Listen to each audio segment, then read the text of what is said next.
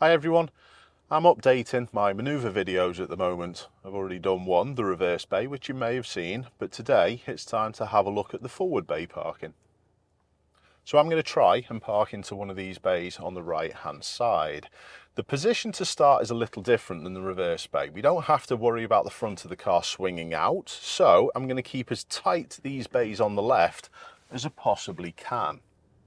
It would depend if there were people in them. Sometimes they'd be overhanging the back of the bay, so you couldn't be quite as tight as I am now, but we're trying to create as much space as we can. I'm going to go into the bay after the grid, and what I'm going to do, I'm going to keep nice and straight, but wait till the line that I'm going to go around seems to be running just underneath my mirror.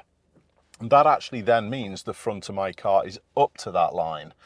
And then what we've got to do is literally treat this line as if it was the centre line of a small narrow road and literally just steer around it. Sometimes you might need full lock, sometimes you might not. It just depends really on what your car's like. But try and leave it as late as you can and turn as sharply as you can, and that's key to doing this manoeuvre. So we're all safe. Move slowly, steer, and I'm making an assessment now on what's happening in relation to this line. I don't want to be going towards it and don't want to be going away from it. I seem to be going a little tighter to it, so all I'm going to do is just take a little bit of my steering off, just so I keep away a little bit more. Do your observations throughout to make sure it is all good. And then what we've got to try and do is line ourselves up in between the lines. Now, there's a couple of ways to do this.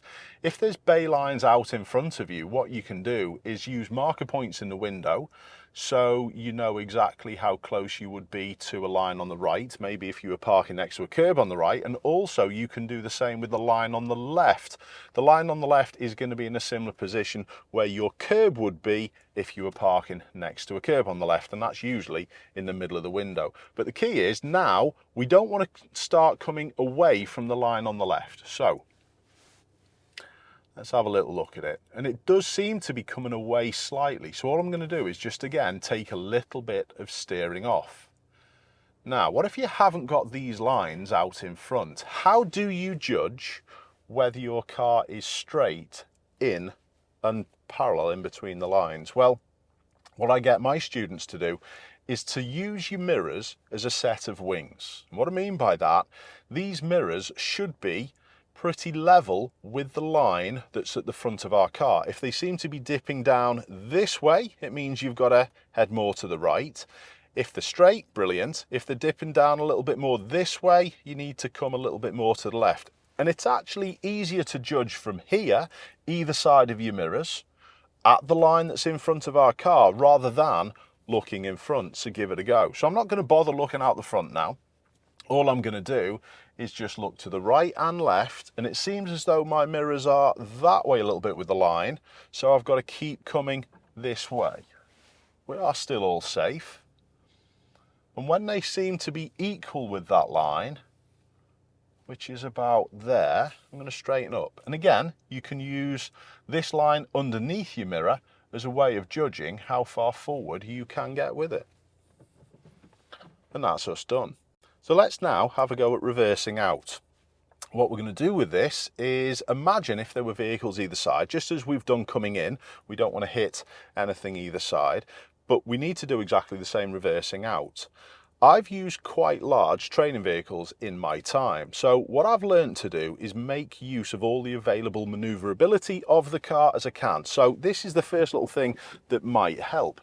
If you're reversing out, try and use a little bit of steering as you start, and I call it 15 minutes. So this 12 o'clock position of the steering wheel when I move is going to come down to here, and that's just going to allow my car to start its turn without us popping it on either line. I'm going to reverse back of the car that way, so it's easy. I steer that way. So 15 minutes out, no problems, and then I'm waiting for the front of the car to be out of the bay this side. And it's sort of the same as we found out when we were driving to the end of the bay in front of us. When it's just underneath your mirror, you're pretty good. So I can probably steer now. You've also now got to think on which wheel is closest to the bays behind you. And this way, steering this side, it's my left. So I'm looking at these bays to my left hand side to try and work out when I'm going to straighten up, which I am going to do just before I get close to them, and then I'm going to stop when I am close. The reference point for this is generally going to be in your left hand window.